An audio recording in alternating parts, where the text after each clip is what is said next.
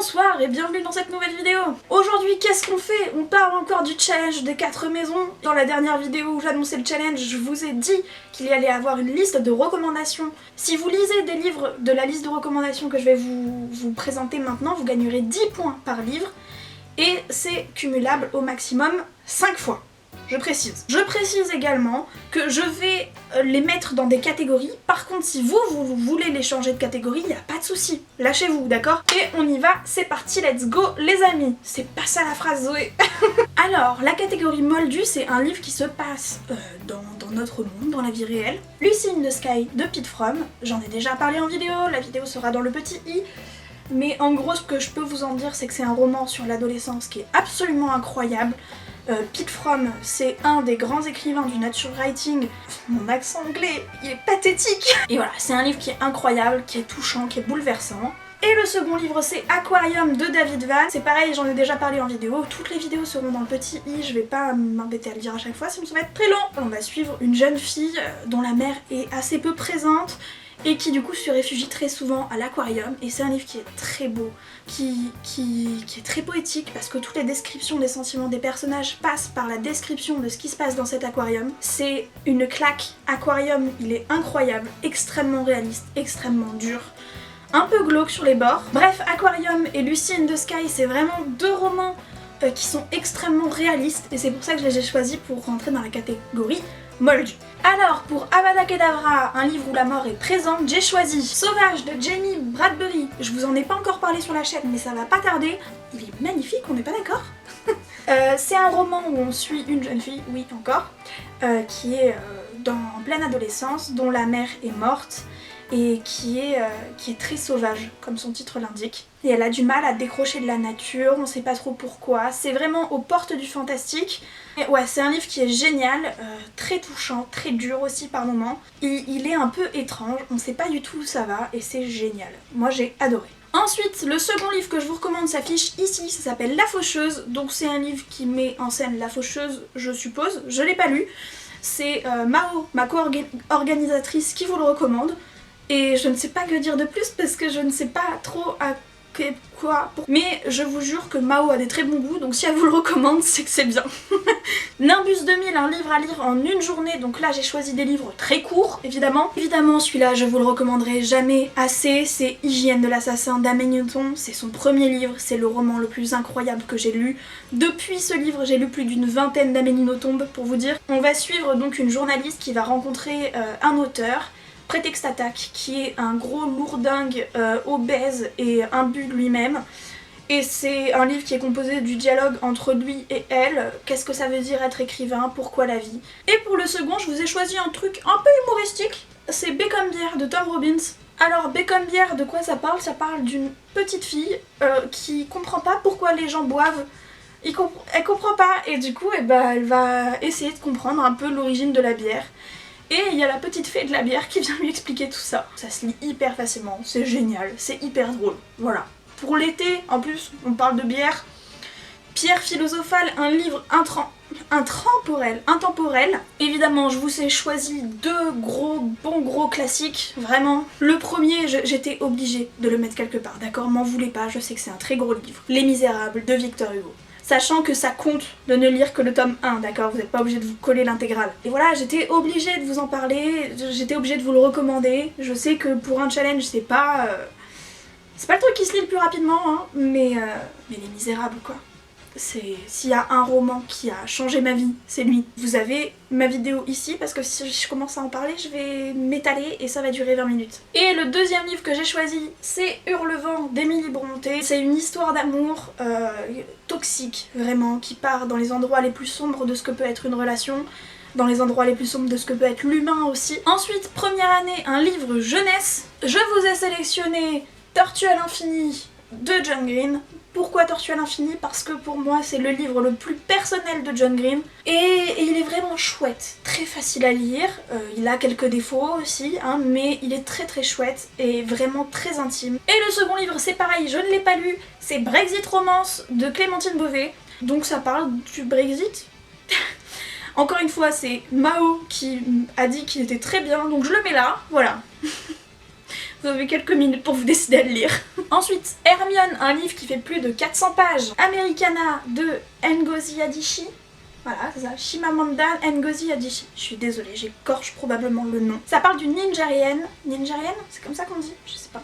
Qui part du Nigeria en fait et qui va s'installer aux États-Unis. Et donc elle découvre voilà, tout ce monde des États-Unis vis-à-vis des Noirs et elle découvre aussi les Noirs américains. Et voilà, on parle de toutes ces différences culturelles. C'est un livre absolument génial. Et ensuite, je vous ai choisi un truc peut-être un peu plus accessible pour les gens qui aiment pas trop les gros livres. Je suis ton soleil de Marie Pavlenko. On est sur du livre ado. On va suivre une jeune fille complètement déjantée. C'est très drôle, c'est loufoque. Ensuite, Gazette du sorcier, un livre d'actualité. Je vous ai d'abord sélectionné Habileté sociale de Camille Cornu. Dans Habileté sociale, en fait, on va suivre quelqu'un qui est une inadaptée sociale, entre guillemets, on va appeler ça comme ça, qui a perdu ses parents très tôt et qui ne s'intègre pas à la société.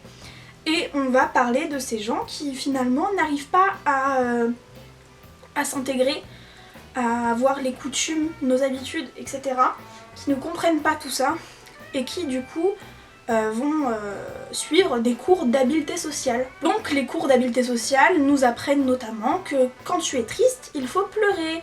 Voilà, et ça réfléchit énormément tous les dogmes de notre société actuelle évidemment, et ça réfléchit énormément aussi comment on peut mettre les gens à l'écart simplement parce qu'ils sont différents. Et voilà, je trouve que c'est un roman vraiment d'actualité, qui est absolument génial, très bien écrit. Et ensuite le second livre que je vous conseille, qui est vraiment d'actualité, c'est Passeur de Raphaël Kraft. Il a été écrit par un journaliste en fait, et qui raconte comment il est devenu passeur pour des migrants, comment il les a emmenés dans la montagne simplement pour les amener en France, parce que la France n'accepte pas les migrants. On entend énormément de choses sur les migrants, il y a beaucoup de choses fausses, on va pas se mentir, les médias sont très biaisés.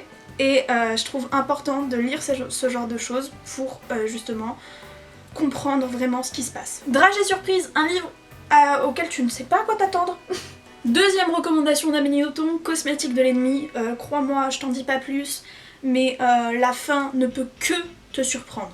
On est sur un mec qui attend dans un aéroport son avion, et il y a un autre gars qui vient lui parler, et c'est ça le pitch de base. Déjà, où ça va, on ne sait pas, et c'est absolument incroyable. Ensuite, le second livre que je vous recommande, c'est Le Palais des Glaces. Oui, je sais, c'est pas très d'actualité pendant l'été, mais bon, de Tarjei Versas. On est sur une espèce d'ambiance de conte, on sait pas du tout où ça va. On est avec deux petites filles qui se rencontrent, qui deviennent amies, et puis l'une des petites filles disparaît. Et on ne sait pas ce qui s'est passé. C'est pas du tout un polar, mais franchement, je lisais ça, et j'étais là, mais qu'est-ce que c'est que ce livre? C'est un ovni et je le trouve absolument incroyable. Polynectar, un livre dont le héros ou l'héroïne est très éloigné de toi. Moi je vais vous présenter Les Fiancées de l'hiver. Un livre très peu connu, personne n'en a entendu parler, Zoé. Oui, Les Fiancées de l'hiver, parce que vous commencez à me connaître un petit peu. Je suis pas très littérature ado, mais Les Fiancées de l'hiver fait partie de ce genre de bouquins qui sont très très bons. On est sur de la fantaisie, donc évidemment que l'héroïne est très éloignée de nous. Et ensuite je vais vous parler du Pavillon des Pivoines de Lisa Si, ça faisait longtemps. On est en Chine au XVIIe siècle. La Chine au XVIIe siècle c'est très compliqué pour les femmes. Il y a notamment la tradition des pieds bandés. C'est un livre qui parle énormément de la situation de la femme en Chine au XVIIe siècle, de toutes les coutumes, de même de la religion, comment ça les mettait à l'écart, etc. C'est un livre hyper intéressant, très touchant. Transplanage, un livre de littérature étrangère autre que anglo-saxonne. Je vais donc vous parler de La sagesse de la mer de Björg Larsson, qui est donc traduit du suédois. Et donc on suit tout simplement un marin qui couche ses réflexions sur le papier pendant qu'il navigue, pourquoi il est parti naviguer, qu'est-ce qu'il pense de la société maintenant qu'il s'est éloigné. Et le second dont je vais vous parler, c'est pareil, ça faisait très longtemps que je vous en avais pas parlé, c'est Le Chuchoteur de Donato Caissi, qui est donc traduit de l'italien, gros polar. On suit un tueur en série qui tue uniquement les petites filles, et donc deux enquêteurs qui vont essayer de trouver qui c'est. C'est un polar très psychologique qui fait vraiment peur. Et Donato Caissi, à la base, il travaillait en criminologie, et il a fait une thèse sur un tueur en série italien qui lui a inspiré Le Chuchoteur. Voilà, donc Le Chuchoteur est tiré de faits réels, ce qui fait vraiment flipper. Et donc il a travaillé énormément sur la psychologie du tueur. et il en a sorti ce bouquin qui est mais fou, vraiment fou.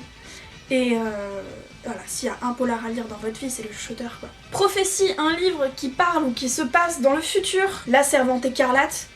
Pour ceux et celles qui ne l'auraient encore pas lu, qu'est-ce que vous faites dans votre vie? Quelle est votre histoire? Racontez-moi tout, pourquoi? La Servante écarlate, on suit donc une société où les femmes sont réduites soit à l'état d'épouse, soit à l'état de pute, soit à l'état de mère porteuse. Je vais pas vous en dire plus, tout le monde commence à connaître la Servante écarlate. En plus, il me semble qu'il y a la dernière saison de la série qui est sortie récemment, ça vous donne une bonne excuse pour lire le bouquin. Et je vous ai sélectionné un autre livre que je n'ai pas sous la main, qui est Fahrenheit 451 de Ray Bradbury. Grand classique de la SF, évidemment. On suit une société où les livres ont été interdits. Parce que, tu sais, le livre, ça pousse à réfléchir, et c'est chiant de réfléchir quand même. Patronus, un livre joyeux qui repousse les mauvaises ondes. Le livre que je vais vous présenter, c'est un livre qui a tellement marqué mon histoire de lectrice, Le Bestiaire fantastique de Madame Friedman. On suit une prof d'anglais qui pète un peu les plombs parce que ses élèves l'écoutent pas. Elle se retrouve dans un hôpital psychiatrique et il y a 2 de ses élèves qui vont tenter de la retrouver. Le pitch fait pas rêver, hein. On croirait vraiment que c'est un livre très déprimant, mais c'est un livre loufoque, absurde, absolument incroyable, qui est plein d'humour. Ouais, c'est fou. En plus, il est composé de mails, de lettres, de travaux d'écriture. Enfin bref, c'est génial. Je vais vous lire la première phrase et vous allez déjà être conquis, c'est sûr et certain. La première phrase, c'est « Comment le Minotaure a baissé l'âge légal pour consommer de l'alcool à 16 ans ?» Voilà, et après on débute sur un travail d'écriture que donc la prof d'anglais avait demandé de faire. Et voilà, c'est fou, c'est un livre génial, qui réfléchit aussi beaucoup notre société à travers de l'humour, mais qui est avant tout très drôle. Et le second livre dont je vais vous parler, c'est Au bonheur des ogres de Daniel Pénac. J'espère que vous avez déjà lu du Pénac dans votre vie, si c'est pas le cas, foncez. C'est un auteur qui est absolument génial. Au bonheur des ogres, on va suivre la famille Malocène, qui est une famille très nombreuse. Et donc le pitch de base, c'est que le plus grand, l'aîné, va commencer à travailler dans un supermarché et va y avoir des attaques à la bombe dans ce supermarché. Pareil, le pitch à la base, on dirait que c'est un livre hyper dramatique, pas du tout. C'est vraiment pareil, on est dans cet humour absurde que moi j'aime beaucoup en littérature. Absurde, loufoque, on suit des personnages complètement déjantés. C'est un livre génial. En plus, si vous aimez après, il y a toute la saga Malocène en fait. Le premier tome se suffit à lui-même, mais on va quand même suivre la saga Malocène avec toute la famille Malocène en fait. Et Pénac, c'est vraiment... Si vous n'avez pas encore lu, il est tellement plein d'humour que c'en est génial. C'est un auteur vraiment incroyable. Animaux Fantastiques, une suite, un préquel, un spin-off, enfin bref, un livre qui fait partie d'une saga. Bon, évidemment, avec la fin de la série récemment, Le Trône de Fer, là c'est l'intégrale 2, que j'ai fini très récemment, donc je vais m'attaquer, je pense, à l'intégrale 3 pour le challenge. Les livres sont tout aussi bien que la série, voire mieux. Évidemment, je conseille plus les livres que la série, même si la série est incroyable. Ce n'est plus une surprise pour vous, je suis absolument fan de Douglas Adams, voilà pourquoi je vous conseille H2G2. H2G2, ça parle de quoi? C'est de la SF absolument humoristique. Ça n'a aucun sens qu'on soit clair, c'est génial. C'est du génie. Donc là c'est l'intégrale, mais sachez que le premier tome est très petit et se lit très facilement. Pansine, un livre historique. Je vous conseille avant tout Le Parfum, qui se passe donc au XVIIIe siècle en France. Et c'est un homme qui crée des parfums, qui est très doué pour ça. Et qui un jour va vouloir recréer tout simplement le parfum de la beauté. Et pour ça il va tuer plein de jeunes filles pour récolter leur parfum. Voilà, c'est sympa, ça nous fait douter de notre morale, de notre éthique. C'est un livre incroyable, on en vient à se demander si tuer c'est vraiment grave. Charlotte de David Fuenkinos, ça a été tellement une claque. C'est un livre qui est écrit non pas en vers, mais qui est écrit d'une manière très particulière, puisqu'il y a une phrase par ligne, voilà. David Fuenkinos justifie ce choix en disant qu'il voyait pas une autre manière d'écrire cette histoire, et je suis complètement d'accord avec lui. Charlotte, c'est une peintre juive qui a vécu pendant la Seconde Guerre mondiale, qui s'est donc enfuie de l'Allemagne et qui était enceinte, qui a eu une histoire de famille extrêmement compliquée. Voilà, c'est une histoire tellement touchante. Dumbledore, un vieux livre publié avant le 21e siècle. Ne tirez pas sur l'oiseau moqueur de Harper Lee. En fait, on va suivre la fille d'un juge qui va faire le procès d'un noir. Donc pendant la période de ségrégation aux États-Unis, inutile de le rappeler. Voilà, c'est un roman qui a marqué l'histoire des États-Unis, rien que pour ça c'est important de le lire. Et et qui est fou, hein, tout simplement, qui est complètement fou. Je sais pas comment vous le présenter. Le dernier livre dont je vais vous parler dans cette vidéo, c'est évidemment Cyrano de Bergerac. Il y a Edmond qui est sorti récemment, le film est fou d'ailleurs pour ceux qui veulent le voir. Et Cyrano de Bergerac, c'est évidemment un des grands classiques de la littérature française. Et c'est une histoire folle, voilà, c'est une histoire folle, pleine de poésie, pleine de beauté. C'est la fin de cette liste de recommandations. Évidemment que tout est récapitulé en barre d'infos et sur le groupe Facebook que je vous mets également dans la barre d'infos. J'espère que vous lirez ou que vous tenterez de lire quelques-uns des livres que je vous recommande. Ça vous rapporte des points en plus, déjà ça c'est un bon argument. J'espère que ces livres vous plairont si vous choisissez de les lire. Et en attendant, moi je vous retrouve plus tard pour de prochaines vidéos et je vous fais une musette livresque sur chaque joue. Eh oh, allez, viens, abonne-toi, on est bien. Il y a des cactus et des livres. C'est bien les cactus, c'est bien les livres.